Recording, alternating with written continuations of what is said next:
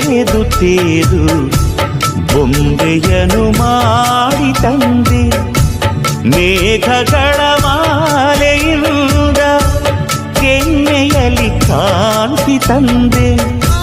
ಮೂಡಣದ ಊರಿನಿಂದ ಹೂವುಗಳ ಸಾಲು ಬರೆದೆ.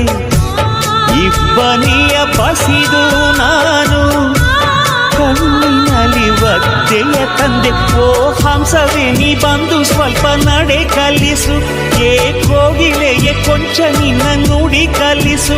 ನನ್ನ ಜೀವದಿಯ ಅರ್ಧವ ಇವಳಿಗೆ ಅರ್ಪಿಸುವೆ.